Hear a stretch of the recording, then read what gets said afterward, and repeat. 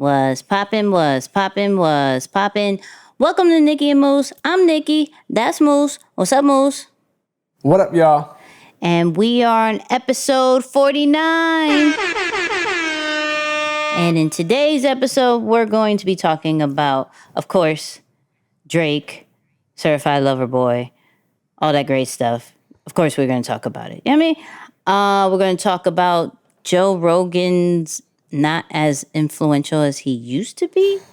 Yikes. The next Verzuz, and some clips that we just personally liked as far as Tobe and something from FAQ podcast. So, Moose, how are we feeling about this episode?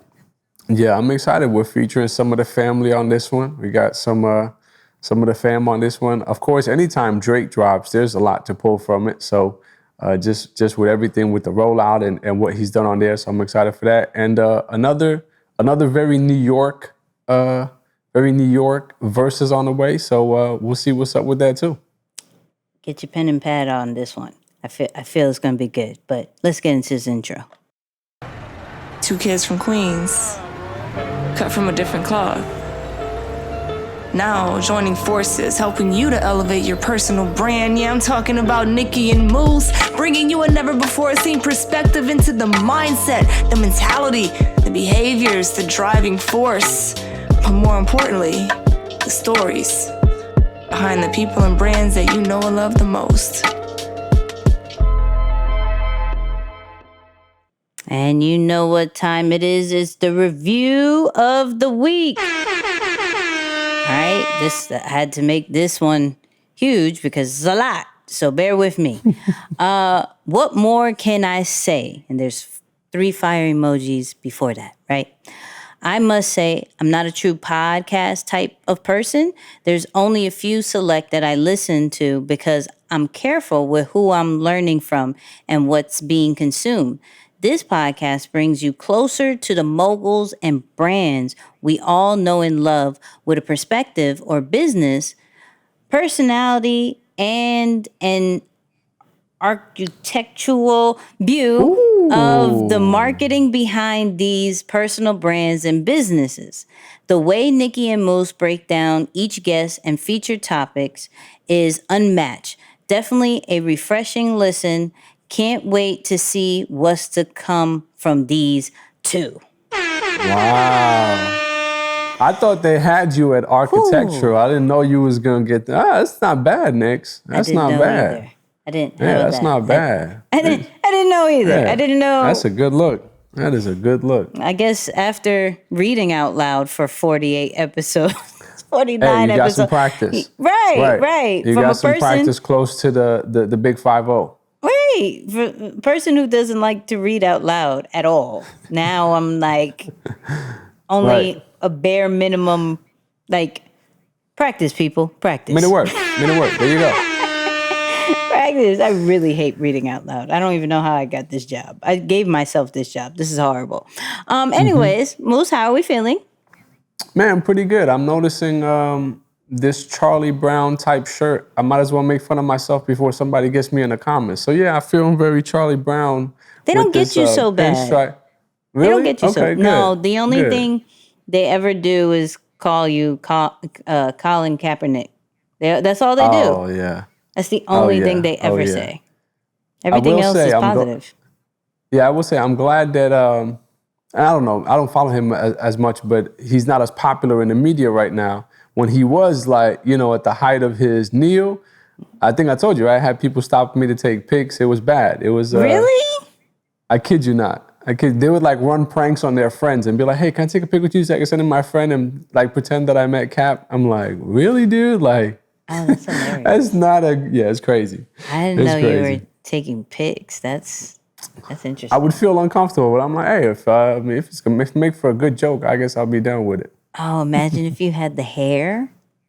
Oh yeah, no, I couldn't help with that part. Maybe on Halloween, but I couldn't help with the hair part. I was not blessed with the hair genetics. You should have the jersey, the fro? and the fro, the jersey and the fro with the helmet. Oh, that'd be so fire! You wouldn't do it? You know, I did support the brand though. I did buy one of his shirts one time. So I did support the brand. Oh, that's good. That's good. Yeah, yeah. It's always good to support the brand. So I try, you know what I'm saying, try to show love. Yeah. I see what you're doing. I see. I like what you did there. I like what you did. Let's get it. But let's get into this episode. First one up, Joe Rogan. All right. First off, hopefully he's feeling better because this past week he went on Instagram and said he had COVID. Mm-hmm. So still alive, people. Still alive. So please be safe. Mask up. Do what you need to do. I'm knowing too many people that has COVID now. I'm knowing a few more, which then delays how comfortable I feel being outside. But yeah, I'm knowing a few more. But anyways, that's not the point. So we were supposed to talk about this last episode, but we had so many great topics that we're going to talk about it now. Mm-hmm. So there was this article that says Joe Rogan confined to Spotify is losing influence, right? So they're basing it off of how many followers a guest gets, who's searching for him, the views and everything from YouTube, because they can't really see the numbers as far as Spotify, right? And this is where my question comes from. Is it more important to have influence, or is it more important to have the bag? That's my question to you. Man, and it's so interesting because you got to look at what he had accomplished so far in the industry, right? And I was kind of like reading through the article a little bit for some of those who are listening and not yet watching the episode, but it's saying that obviously Spotify went on the hunt to become a big podcasting giant and really lead the force in the industry. So it made sense for them to recruit somebody like a Joe Rogan and make him exclusive to their platform. Now, with a podcast and an audience as wide as that which Joe had, and I want to say that he had a ridiculous amount of views on YouTube. Like most of the times I would listen to his show, it would be on YouTube. Right. So I don't know what it is, and they're not short podcasts either, Nick. Like they're like, I mean, I know the one he did with Kanye was like somewhere short of 3 hours or something like that. So they were relatively longer podcasts and had some pretty bomb guests as well. I mean, I saw Elon Musk on there, Kanye, Tyson. I mean, he had a lot of big name people on the podcast. So I think that the change, I want to say when you tie yourself to a big company like that, you're likely going to lose some level of creative control. Whether, even if it's not in the beginning, typically at a corporate structure, over time, they'll start to add restrictions. So in the beginning, they're like, oh, come on, come here. We'll be friends and we'll be good forever. And you can do whatever you like. And then over time, they start kind of stripping that freedom a little bit because similar to what we saw with, what's the company? The company that was going to ban like adult content from their platform.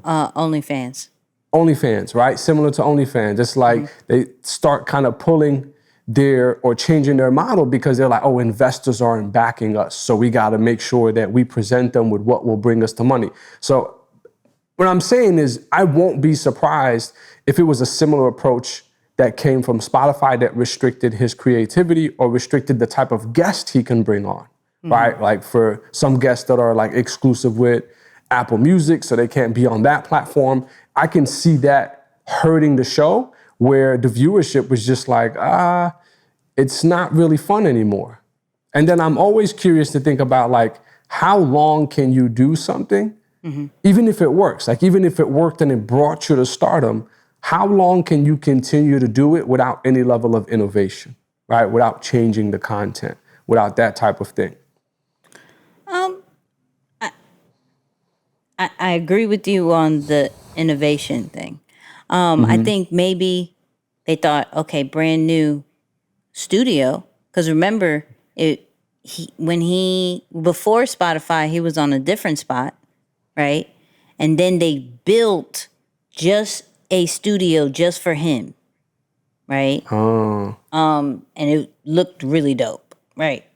Really fire. He wasn't exclusive to any one platform before, though, right? Like he No. was like everywhere, and then went everywhere. exclusive to Spotify. Got Right. it. Okay. So you kind of look at, so this is the second Spotify only thing that we're hearing something not crazy, but like somebody really speaking on, we don't know the numbers, but here's what we see from outside.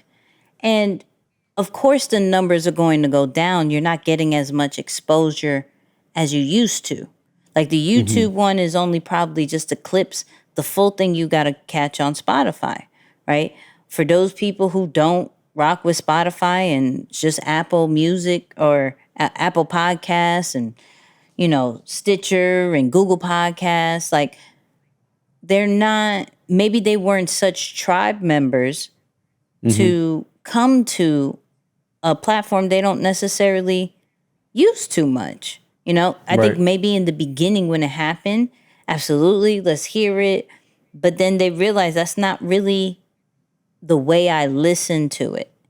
So I think when people make moves, because who's to say that some of our listeners may not or may get an exclusive deal somewhere. Not necessarily Spotify, but there's going to be a platform that's going to be like, yo, your content, your product, your service is going to be exclusively here. What, are you good with that or not?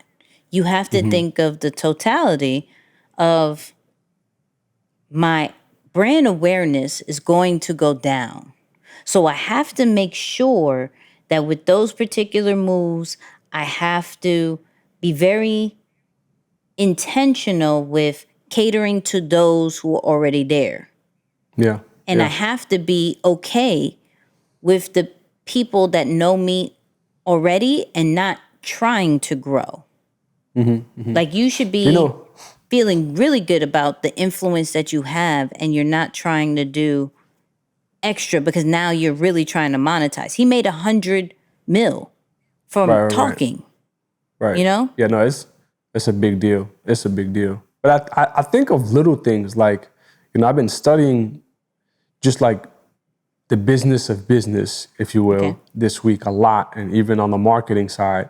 And I'm like, yo, it's really sometimes the most simplest thing that can be the difference between success and failure. So like in this example, I'm a Spotify loyal, right? Just because of my playlists have been there for like 5 or 6 years. So I've just never bothered jumping on any other platform. And I listen to a lot of my podcasts on Spotify.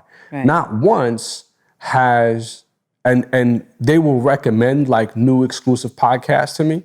Not once has a Joe Rogan podcast been recommended to me. My point is, when you go exclusive with a network, you're banking on them to continue to push you. Yeah. Right? Like it's like, oh, okay, as long as you keep me at the forefront, then I can, you know, keep the same listeners, maybe attract new listeners so that I'm not on the decline. So like sometimes I would say one of the not so good benefits from an exclusive is that you got to hope that you can be the young star in that network's eyes forever. Yeah. And how do you know that that's going to be the case when they brought you on to be one of the leaders in the industry, meaning that we're looking to get other leaders. So that's one of those things that, you know, you got to take into consideration as well if you're someone looking to make a deal or offer that type of position. Because it's like, I'm starting to call it, someone we spoke with this week called it like the Chick-fil-A approach. It's like, you limit access to something that people want.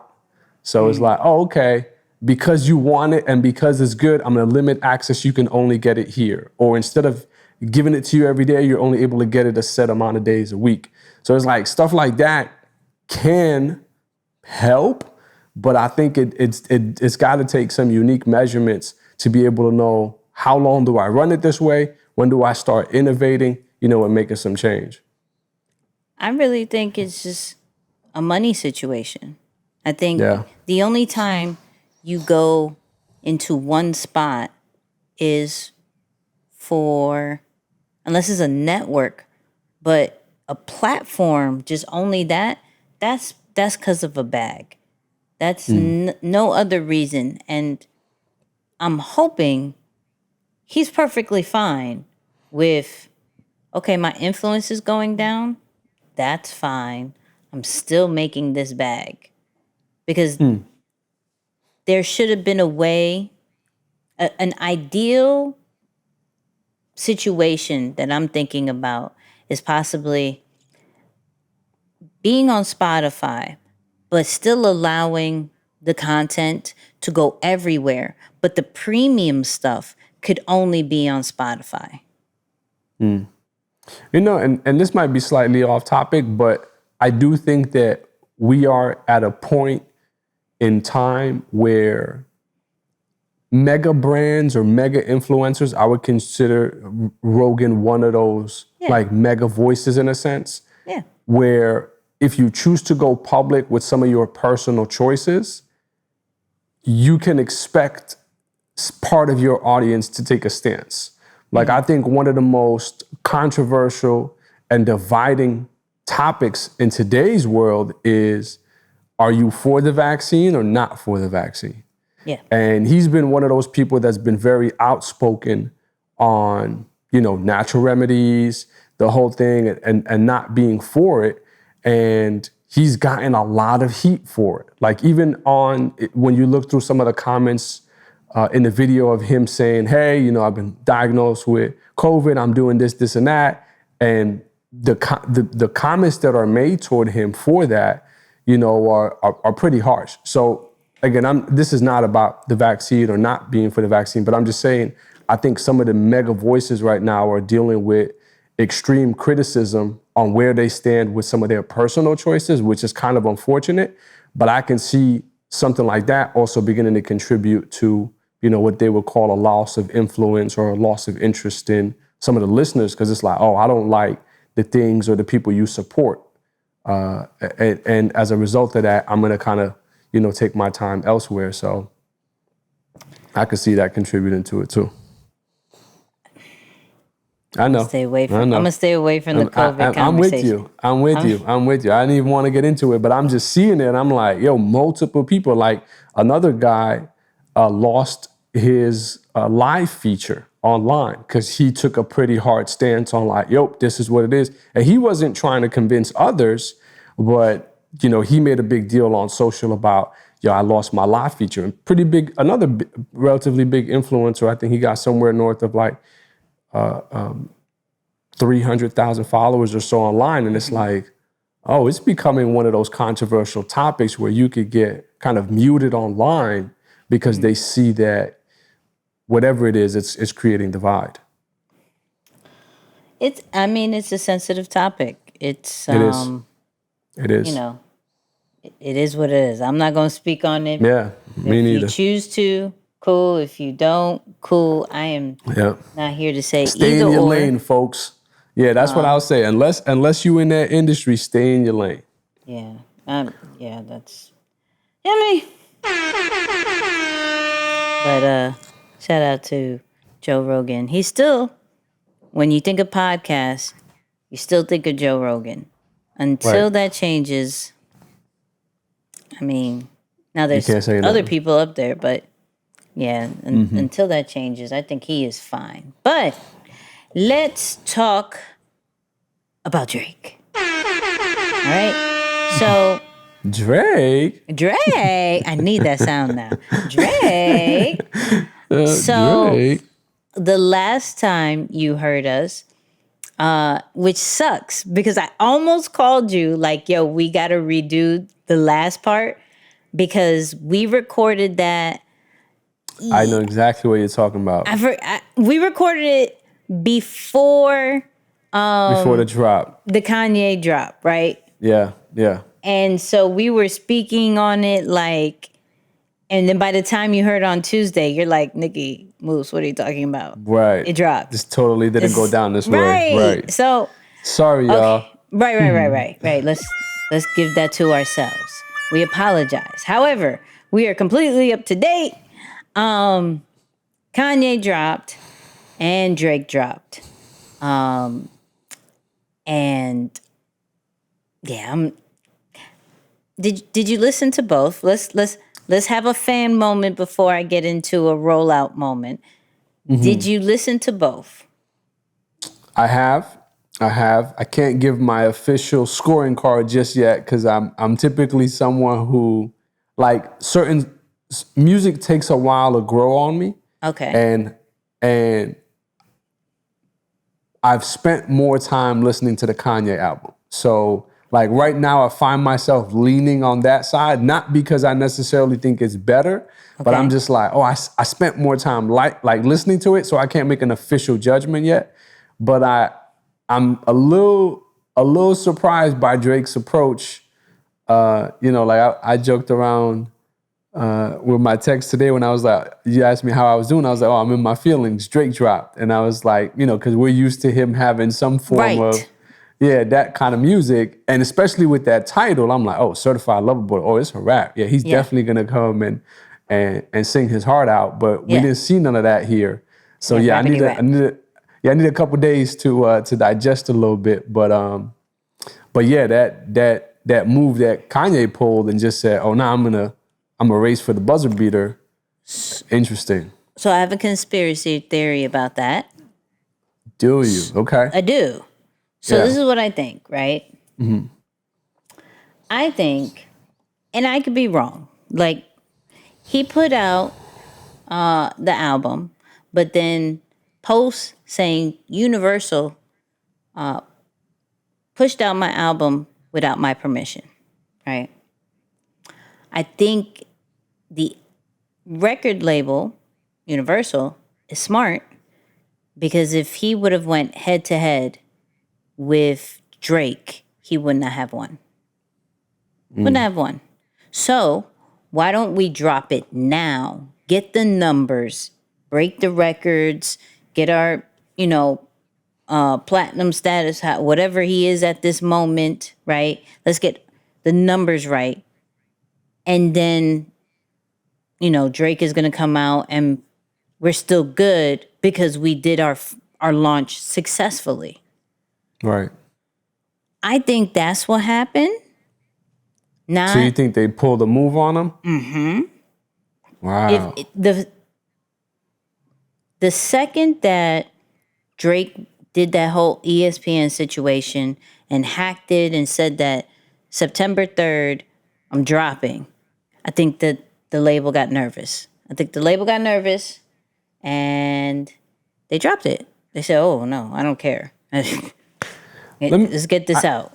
It's not. I got a question, actually. Do you think that certain artists get to a level where their fan base is so in love with them that even if the music is not good, they're still going to support heavily? Yes. Okay, now here's a bigger question. Do you think that's what happened with Drake on this album? Like, what's your take on the album? No, I like the album. Oh, you do? Okay, I okay. do. Got it. I like the album. Okay. So here's the thing. And I was talking, shout out to CJ. Every single time a major person drops, me and C talk, right? Through text. I did this. I listened to the first 2 songs, and then I went and did the cheat code and went straight to Rick Ross and Lil Wayne's song. Have you heard that one yet? No. Oh,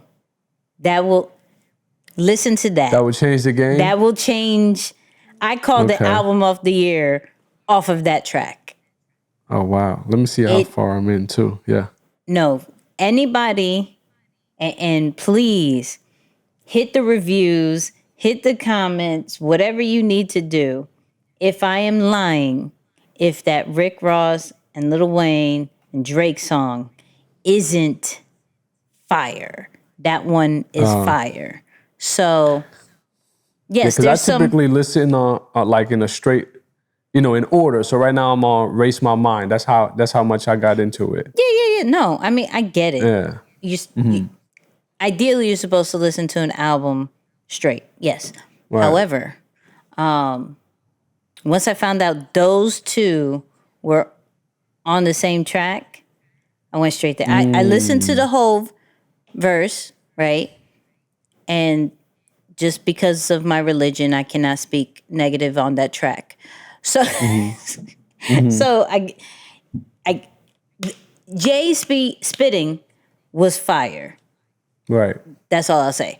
So overall, I don't know if I could pick between the two at this moment. I think I will listen to Drake's more than Ye.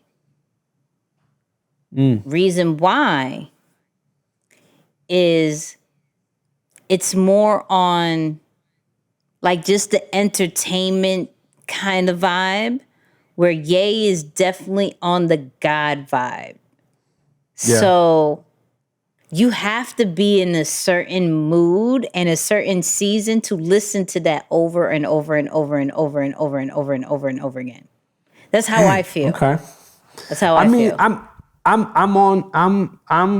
with the God vibe a lot. So I kind of maybe that's why I've been enjoying. Yeah, that's why I've been enjoying Kanye. But and you're right. I guess that sums it up, because like I saw something on. It actually came up like as a recommended tweet on our account for Nicky and Moose. If you are, go follow us on. You know what I'm saying? Follow us on Twitter at Nicky and Moose. But a recommended tweet came up. Like the plug right there. I like it. Yeah, for real.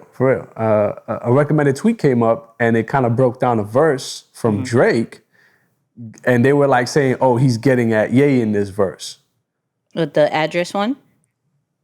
Let me pull it up. It was something about like him being spiritual, like something like that. Let me see. Hang on. Okay, here it is. It says, what song is this? I don't know.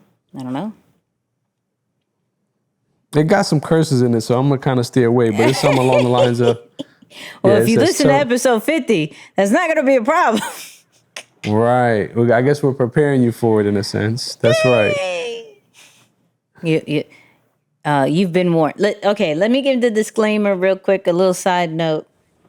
Y'all know on Nicky and Moose, we try to keep it PG-13 at least. You know what I mean? PG-13 at least for the babies and stuff. Like, just in case you're riding in the car with the babies. This next episode, don't have the babies around. Unless you with it. Like, there's some parents that are like, this is how we speak. I'm cool with that, right? However, we shot our shot. We got the guests. And we just had a really raw conversation. And so we're big on our guests being who they authentically are. And I'm not going to censor that. And I couldn't anyways. It was too much. So, warning. Unless you wanted to listen to the beeps the whole way. Yeah, like the 90s, you know, like the early 2000s where it was like everything else. You couldn't hear the song. You just couldn't hear the song. It was horrible. But did you find it? No, I think you're right. It is about the one with the address. Okay. Because So at the very that's end, the the very 7 end, it says a.m. get that address to your driver. Yep, Make that's the it 7 a.m. your one. destination. So is that true? Is that really towards him? Yeah, that was so. He dropped his address. Kanye dropped Drake's address on social media and then erased it. Absolutely. Yeah. Wow. Savage mode. Okay. Absolutely. So, wow. But let's get into the rollout. Y'all let us know what y'all thought of the albums. Which ones do you listen more to? All that great stuff. But I thought this rollout was genius. Okay, we talked some of the rollout, but then there was more. So first and foremost, he dropped multiple billboards in different cities, right? So the cool thing about it is he gave hints of who is the features through each billboard and strategically placed the billboards where that feature lives or is known for the most. right?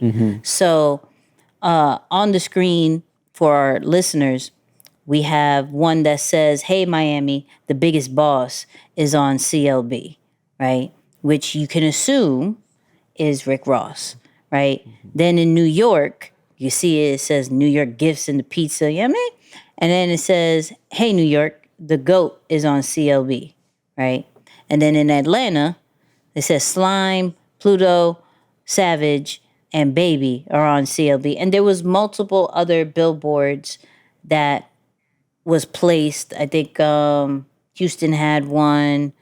I know Toronto had one like, yo, the greatest rapper of all time signed me and is going to be on CLB. Like how he strategically placed that for social proof is amazing because you know people are going to take pictures and be like, yo, I see the billboard. Here's a, they're saying these people are on. So kind of making it what is that?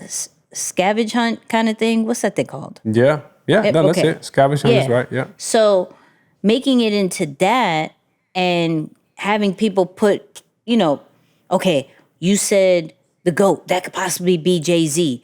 Yo, you said greatest rapper of all time or whatever, alive, that could be Lil Wayne. Yo, who is, I think what was it? Smirk. They're like, yo, who's Smirk? Like Nick was like, who's Smirk? And I was like, Dirk, dummy. But whatever, not everybody knows that. So I think that was really fun. And then, of course, he dropped the album cover and officially released the date of saying September 3rd, Certified Lover Boy, right? Which is a whole bunch of pregnant emojis. All right? And so everybody was like, oh my God, pregnant emojis, this is so fire. Right? I thought it was so simple. This is what I love, right? And let me go back to this. This is what I love. Because let me geek out from a content standpoint real quick. It always takes the highest influential person, one of the highest, to dumb back down content. You know what I mean? To dumb back down what we believe a release is supposed to look like, a product, a service is supposed to look like, content supposed to look like, because all he did was put emojis as an art cover. Yeah. And so here we are thinking we have to have some crazy graphic, some crazy videos, all this great stuff, but it takes one of the most influential people in the world to say, nah, I'm going to just do emojis. Right. Boom, boom, boom, right? Now, the dope part about it is, of course, with Drake, there's always a deeper meaning, right? Some people just was like, oh, pregnant people, great. Nope. So shout out to Ebro of Hot 97, right? He said, according to the internets, I love Plural. that, internets, Drake is dropping Certified Lover Boy, an album about love, baby making, 9 months after the expected release date. 9 months is a full term of pregnancy on Labor Day weekend, which is why there are pregnant emojis on the cover, right? First off, it doesn't even have to be that deep. Right. It doesn't even have to be that like deep. it, Now, I do remember the little promo video of the kid looking up on January. He was supposed to launch. He was supposed to release the project. Clearly, September makes 9 months. Yep. I didn't even know it was Labor Day weekend. I'm so, like, when you live this life, you don't know holidays. I literally didn't. Yeah, I had a meeting today and somebody said that. Oh, so what are you doing for Labor Day? I said, what? Yeah, totally didn't know. Right there with you. So, so the fact that something so simple could have a meaning like that, and people don't even realize it, they just get so amped up that he's dropping a project. It brings back the whole, if we're going to do something like that, right? We can have simple looks. We can have simple situations.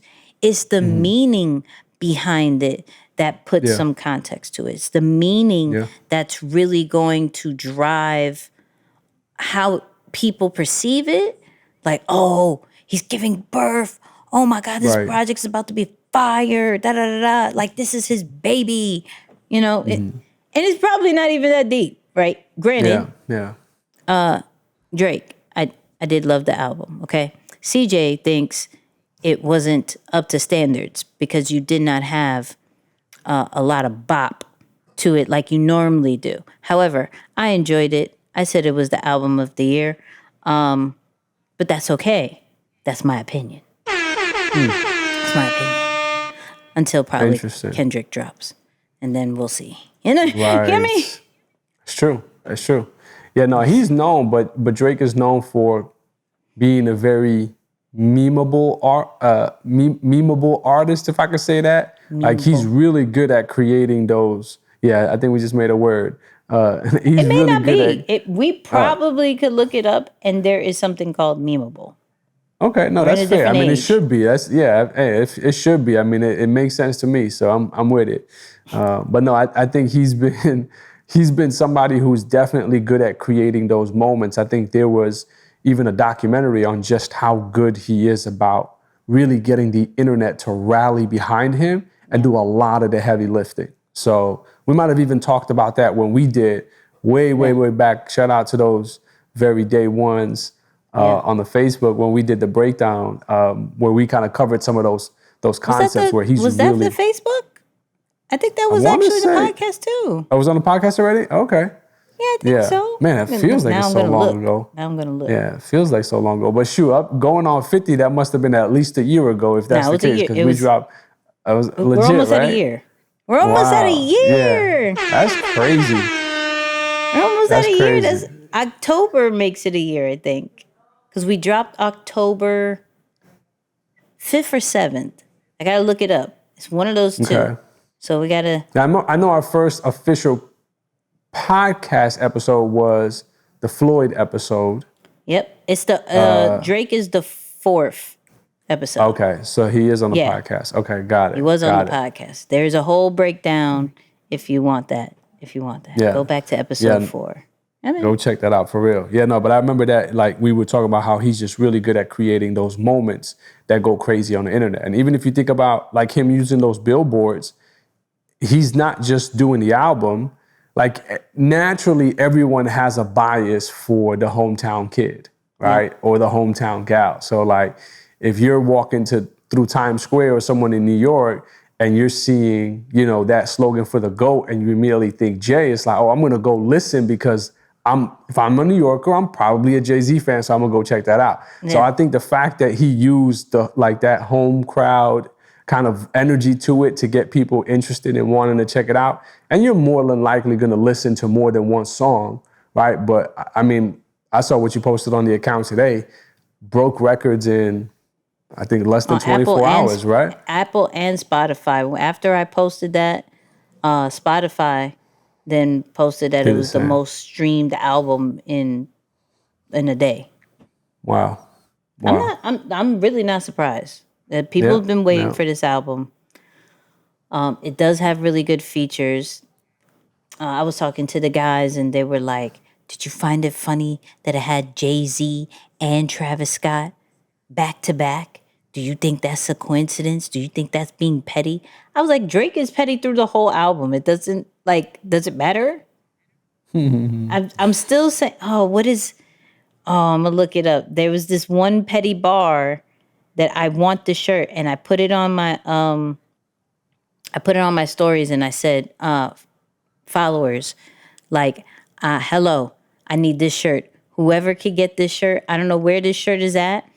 I need this shirt. And somebody was like, I got you. Give me the size. I was like, small. Hello, please. It was, hold on. I'm going to tell you right now. It was like, here we go. I don't miss, let alone miss you. Right. I seen that. What? I need that. What? I don't miss, let alone miss you. What? I will look at somebody dead in the eye and say that. Oh, I would. That's savage. Savage. Yeah, that's what? definitely savage mode. I need that shirt. Yep. He made a shirt of it. I don't know where this merch is. Somebody let us know where the Certified Lover Boy merch is, because it's very important, at least in my life. Okay? At least in my life. But like I said, the rollout in itself is just social media friendly, and which is why it's done so well, because it's so out there. Like, we've been looking forward to it. Now, the ESPN one wasn't necessarily social media-ish, except for like from a TMZ vibe. Like, yo, he released it on ESPN. Right. Yeah. So that alone, yes, right? It's just unusual. And I think as we're seeing some of these artists, like, of course, Khaled is always going to be the king of rollouts for me. How he does things and how it's like, almost done. Album is 90% done. We're like, Negro, hello, when is it going to be done? Oh, it's done. Yes. And I had a live before this, literally asking, yo, and we could get probably into this part like in the after show, but is it smart to make your followers wait? Like, we waited 9 months for Drake, pretty much longer than that too. We just waited 9 months till he officially announced it, right? And then, Kanye, we just wait forever for Kanye. I mean, he had to run for president and all this great stuff. So it's like, we know we're not on Drake and Kanye vibes yet. And I mean, we as listeners, not just me and Moose, you know what I mean? But how do you look at this? Like, could we do the same thing?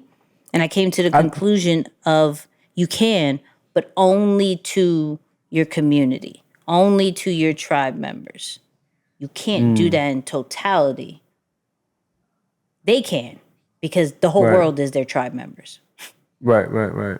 But even with them, I think at some point it's gonna run dry. Like, that's a trick that they're like true listeners are gonna be like, all right, I'm over it. Like, how long are you gonna keep doing this? Like, I think even with Kanye, like the third time that he did the same move, it was like, okay, come on now.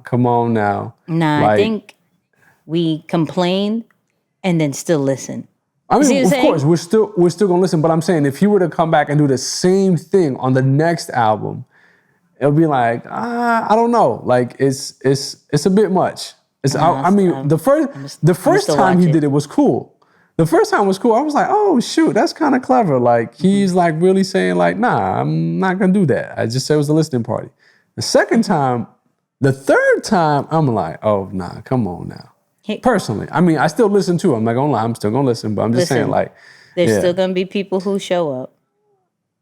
There's crazy. People who are still going to complain and still going to listen to it the second it drops. It's just, it's one of those things that you don't like to wait, but you know you're going to anyways. In a weird way, it is like a reverse psychology on the FOMO part, because it's like, you don't want to not pay attention, and then it does actually drop, and you're like, what? It dropped? You know what I'm saying? Yeah. Like, I think that in a sense it is FOMO. We've talked about that for sure. Yeah, it is. So go listen to Certified Lover Boy. Go listen to Donda. Let us know which one you like more, right? But let's get into the Verzuz talk like we always do. You know what I mean? Right. Represent for the city. It has been released what the next battle is. It is another New York vibe kind of thing. And it is Fat Joe versus Ja Rule. Live from New York. Tickets going on sale. This is a slight promo. I might as well. We always talk about them. Tickets go on sale September 7th. I don't know when is September it's the day we 7th? drop. Oh, Tuesday. Look. right now. It's on sale right now. If you're listening to this today, Right now. If you listen to it on Tuesday, September 7th. Now, if you listen to it like on the 30th, it's not a sale no more. It's gone. Right. But it's September 14th, which is a Tuesday. How are we feeling about this particular battle? I mean, I think Fat Joe deserves to be on that platform. Mm-hmm. Interesting choice that his opponent is Ja Rule. I will say that. I think that's an interesting choice. Nothing against him. I haven't really looked into him. I don't think I was ever really a huge fan.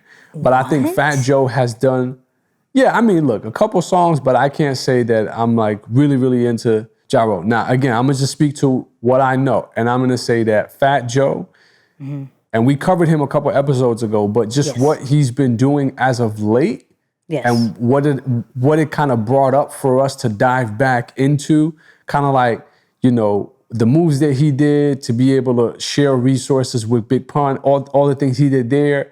Yes. I think it's a great timing to be like, you know what? Yep, let's bring him on. Because that viral moment that he created about the price going up, and everybody and their mothers just started using that tagline, using that video, about it's time to start taxing people differently, especially if you've had your moment. I think that moment almost created this moment for him. So I'm just really excited to see Fat Joe on the platform. And of course, I think, be interesting to see what the catalog is like. Because sometimes I think with every single one of these verses, a lot of us have been surprised. Like, yo, I forgot you had what? This is crazy. Oh, I used to love this song. And surprisingly, that might even come from Ja Rule too. So I'm not going to fully go on it, but I'm just saying, definitely for Fat Joe, I'm excited to see that performance from his side and see how he does. For the sake of time, I'm not going to say you're bugging off of Ja Rule, because I didn't make no comments. I just said that's but that's not the opponent like I'm gonna. You weren't too educated on all the hits that Ja Rule honestly had. Like, no, look. Granted, listen. We all know 50 Cent killed his career. We know this, right? Murdered him. And at a certain point, you look at Ja Rule, because of that situation, as a low-key lame. Sorry, Ja Rule. That was what it was, perceived to be. And then certain actions afterwards, with the whole Fire Festival, it's just not a great look. However, I'll do this. I'll just name a few. What I do question is, do both of them have 20 songs? I do question that. But if you got Always on Time, right? You got New York, right? You got I'm Real with J-Lo, right? I remember that one, yeah. Yes. Put It On Me. I'll just name 4. Yep, I'm with that. This is tough. I'm with that. This is tough. I don't know. I mean, and I'm not just judging the music catalog. I know that's what it's about, but for me, I'm kind of looking at like, the overall career, the brand, the person. No, you can't do that. It has to be about the music. Yeah. I get that. Holla Holla is an instant win. It's an instant win. Now, unless it'll be hard if you put like that and Lean Back. That's a little bit hard, but they have songs together as well, so this should be very interesting. But I bring up, of course, the verses part because there was something interesting that Ja Rule said in an old Drink Champs interview, right? And like I said, we sometimes count Ja Rule out and completely understand. But I think what he says in this next clip really speaks upon, how do I put this? It really speaks upon when you start, like your brand, you start what you love to do, and the comparison game. And what do you do, Like, how do you go around that? Because it's real. It happens. And we just got to figure out what to do. So this is how his take on it. You can't fit in when you stand out. Wait, what? Hold on, tell me. I was a young kid, not seeing myself as Ja Rule. And being influenced by hip hop. So yeah, I went and got tattoos like everybody else was getting tattoos. Motherfuckers was rocking bandanas, I was rocking bandanas. But what I wasn't realizing is I'm becoming Ja Rule. So now Ja Rule is gonna be looked at and scrutinized different than just the kid that's on the street emulating his favorite artist. Right, his favorite. You understand what I'm saying? No. That first bar, it's like, I don't know why it hit me, because it's so simple. Right. Right? It's so simple. But I think we confuse influence and our true selves sometimes. Like, I feel like we tend to always try to fit in. And the way he played it is like, because you stand out, because you're different, you can't just mimic the other people. We're going to make fun of you. So he was referring, for those who didn't know, he was referring to being compared to sounding like DMX and Tupac, right? And how he was speaking on that Drink Champs interview was like, yo, I love DMX. That's my friend, right? Fire rapper. Who doesn't love Tupac? Of course, I'm influenced by hip hop in general. So I'm doing all these different things, but because I'm different, they won't allow me to be influenced. They want me to be different. They want me to stand out the way that I do. So when I am influenced now, I'm getting made fun of. I'm getting called lame. I'm getting called a copycat.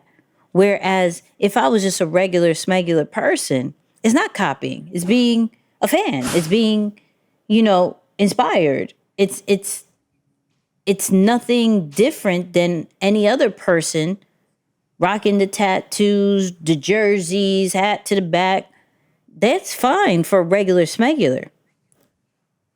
And I believe I wanted to go over this clip because certain people needed to hear that they stand out. Certain people needed to hear that, you are different and you're actually dumbing yourself down by letting the inspiration of the culture, of whatever your culture is, right, take over and downplay what makes you stand out. And so then people are going to call you a copycat. People are going to say, yo, you're the next this, you're the next that. Like, you don't particularly have your own name. You just a copy of that particular influence or that particular person. So for me, I'm just like, we have to remember we're different. We have to remember when we're starting our brands and businesses that we came up with the idea that makes it different. Yes, there's models that have been successful that we can look at and kind of study and research, but we have to remember our core reason of starting something, which was to be different, right? Mm-hmm. Which was to fill a gap within that particular industry, not necessarily to rock or do the same things, because we won't ever truly surpass those who stood out in that particular industry. Yeah. Especially those who started it. I think, for anyone who kind of runs and starts it with a trend, like, they become the face of that. And immediately, he's right. And like, while I empathize with what he's saying, I think what I've learned and what I've seen and how it's been emulated from a successful way is, if you are going to be influenced by a specific culture, take the inspiration from it, but you got to make it your own. right? Like you got to add your twist to it that people can be like, oh man, I appreciate the creativity, right? And we talked about Tyler, the Creator, a couple of weeks ago, and that's somebody who, like, when you listen to his interview, he's telling you like, hey, I too am super hip hop. Like, I'm absolutely influenced by the culture, but I also recognize kind of like my own uniqueness. I'm someone who likes eating croissants and waking up at 7 a.m. Like, right. You know, he's just like so him that me personally, someone who did not listen to his music or never listened to his interviews, I actually sat down and listened to the entire hour and was like, yo, I can appreciate both like the audacity, like just the aura of really truly being every part of you. Yeah. So I think when I look at, you know, this clip with Ja Rule, I definitely understand, but it's a lesson that unfortunately is learned too late because, you know, we had a big dispute or really just a dialogue early days on the show when we talked about J. Cole kind of stepping aside for not wanting to be a leader on that BLM thing. And it's because I feel like that's the difference between people who can see themselves clearly for who they are and they can separate from who others want them to be. It's right. Like, okay, nope, I get that. This is who I'm supposed to be, but if that's not me, I'm not gonna head in that direction. So again, while I empathize with what he's saying, you know, I just feel like it's probably one of those things where, you know, the bus left you and you didn't really catch on to what was really happening and how it kind of hurt your career in that sense. Big facts. Yeah. So, listen, first off, I love this particular person. He is going to be in the Transformer movie. I think he's on his third child. I think that's they already had number 3. There. Yep, they had number 3. Amazing team. I'm talking about Tobe. Nwigwe. Yes, sir. I ran over this interview that he had with Nell about when did you know it started to work? Like, when did you know everybody was on the same page? Mm-hmm. And I know in our lives, YouTube lives, not literal lives, right?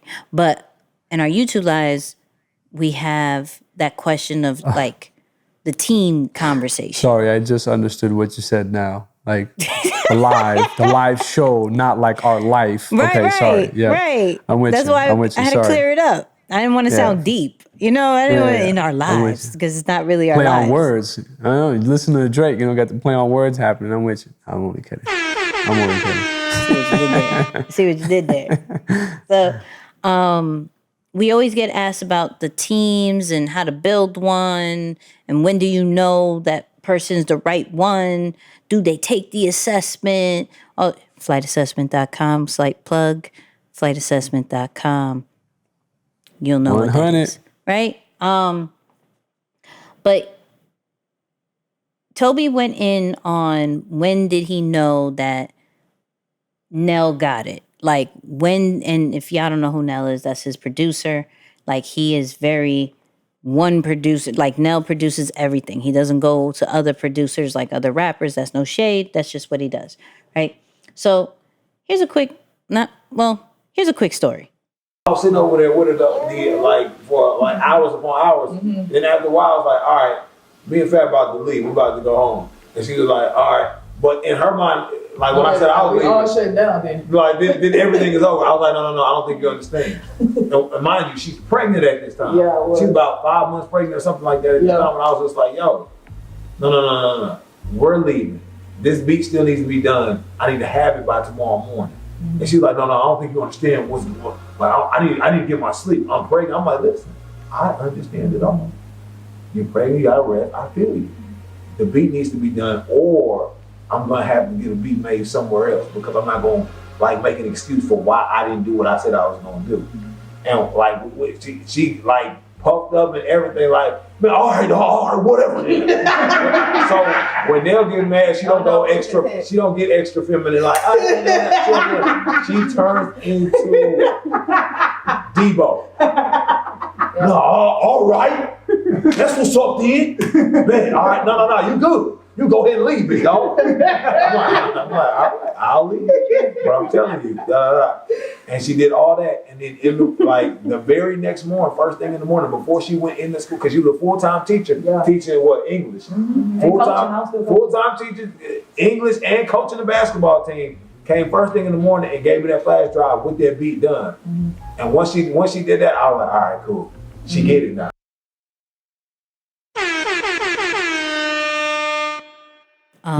First and foremost, Tobe, do not flag our video. I know we grabbed it from your YouTube and it was a really long clip. Please don't flag this. Tell him not to flag our stuff. Second, it's always good to see and hear like the beginnings, right? Because you look at the dynamic of, Nell and Tobe, and you think that was instant. That happens. They clearly saw the vision, whatever it is. There was no question of commitment. There was no question of dedication. And then you hear, like, yo, she was pregnant. Like, some people in Tobe's position would have been like, you're right. You're pregnant. Don't worry about it. We'll figure this out.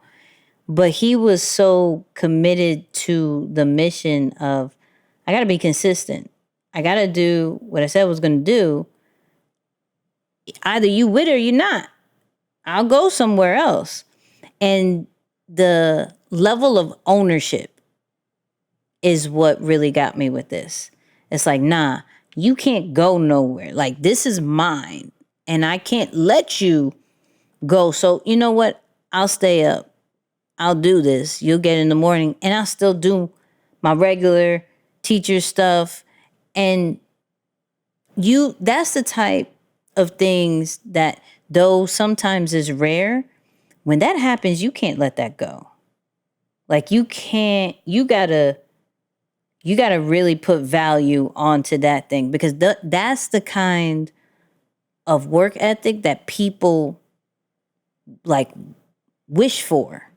Right? Because there was no situation with money, anything like that. It was like, yo, I need you to do this. No excuses. And some people would be like, shh. Right. So that's why I wanted to show that and for the people to hear it, because it's like, first off, when you're in a position like that, you got to have commitment like that. Two, when you have a team player like that, you got to hold on to it. You got to cherish that one. And you'll know then when it's situations like that, that it's like, yo, that's a keeper.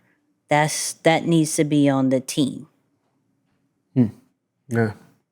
I mean, at the end of the day, that's why the startup hustle is so hard.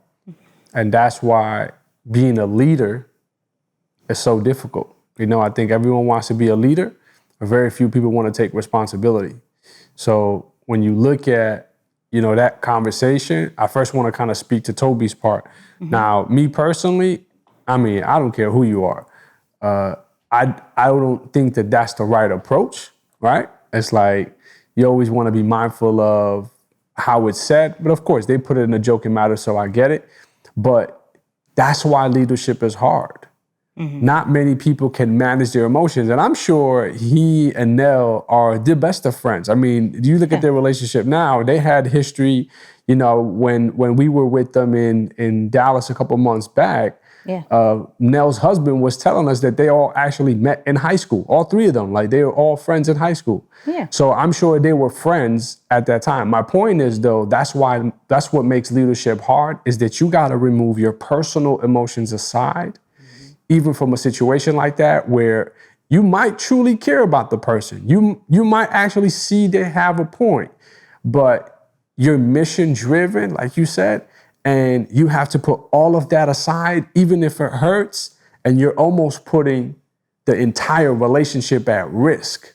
Right. It's like, I'm about to go this far.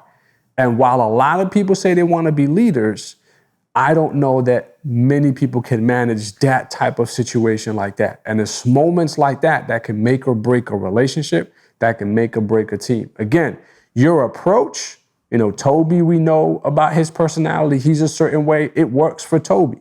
So what I'm trying to say is don't mimic what Tobe did. Just know that if you aim to be a leader, you're going to get to that point where you too have to make a decision, and you got to know what your approach is going to be like, because that's the difference between someone who can lead and someone who, unfortunately can't get it done. That's good. That's good. Yeah. Yeah, that's good. And small plug, reason why I put Tobe in here, because he just got announced that he will be a speaker at 120. Hey. I mean, Amazing. so go get your Amazing. tickets, 120series.com, okay? Atlanta, 25th, 26th of this month, September, this month. Crazy. Yo. That's crazy coming up. Right. Speeding. So, Moose will be speaking. I'll be speaking. Tobe will be speaking. Inky, Pinky Cole, and of course, E. And Maul and, the regular smegulars. I'm sure the whole gang, yeah. Yeah. They'll be speaking. But our last clip, and I know we're going a little late, but I like this one, okay? So shout out to the FAQ podcast. Q and Fuzzy, they have some great guests. Amazing guests, right? Oh, yeah, that's... Phew.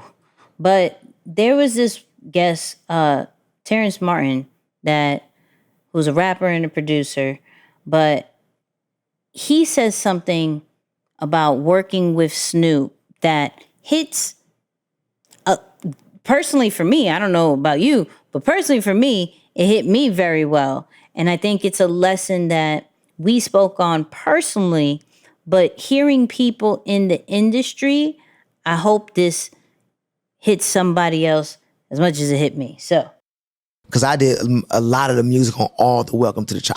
He wasn't paying me nothing for the beats. Dog was putting out so many. But he would say my name in interviews, and he would just boost me up, and I could always go to his house, and we just got so tight, and it was a dream. I never. You could ask any of them. I never called them chasing money from Snoop. You can't. Ain't one time in DNA I've called saying I need this, I need that. It's always been an honor and a privilege to give that man music so he could say something on what I did so the world could hear and I could change my life off of that. I've never pressed anybody. It ain't never been that with me.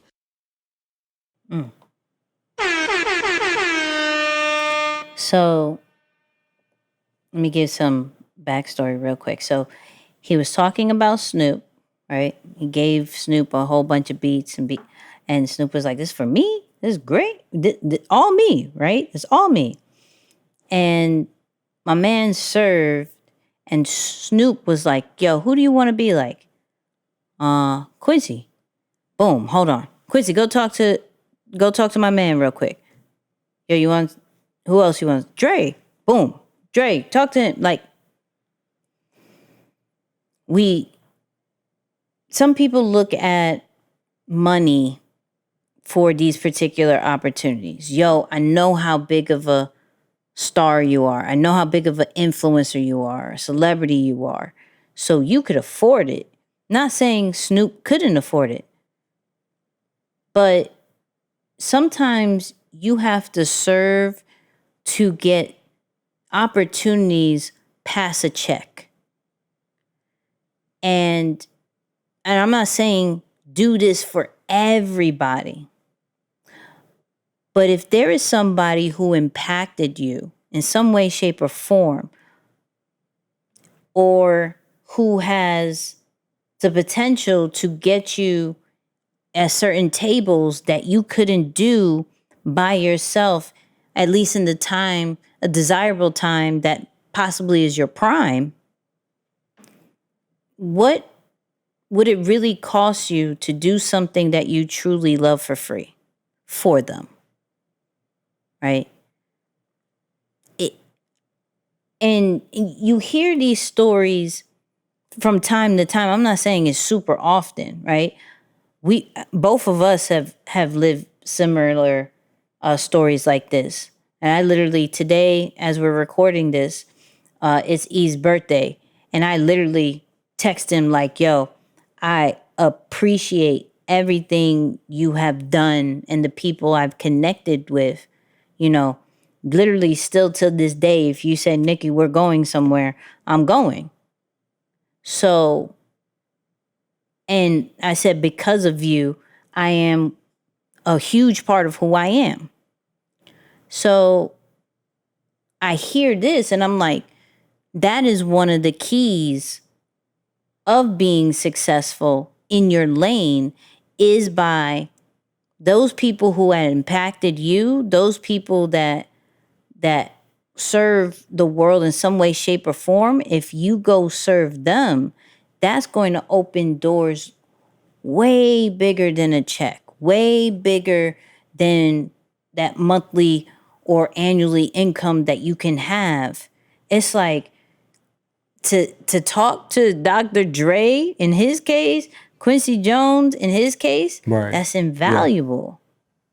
But if I would have asked for a check, I may not have been able to get that call at all. Yeah. No, that's definitely one of the most strategic things that you can do, you know, when you're just finding your footing. One of the things that I think people often kind of question or are a little confused by is, okay, you're telling me to do work for free. I've been doing that and I'm not where I am. Why? And I'm always big on this, like, man, check your motives and your intentions. All right. Anytime you find yourself in a situation where you're listening to some of these stories or even listening to some of what we told you about how we found ourselves in these positions, and you're like, okay, bet I'm going to do the same thing, and you're not seeing any traction doing it, it's likely because although on the exterior that's how you're moving, the inside of you is not really biting at the idea of, why should I be serving them? Right. What did they do to deserve my work for free? You know, those types of intentions, I don't know what it is, man, but people can sense that energy, right? When you're looking to kind of put your, get an upper hand or position yourself in a way that you appear in more of a power position. It's like when you arrive at a level like some of these, like even like a Snoop Dogg, when you arrive at a level like that, you know how many people, I can only imagine how many people are pulling on them, right? Like it's so stressful to have to constantly weed out and measure people's character to see if they are good-hearted or not.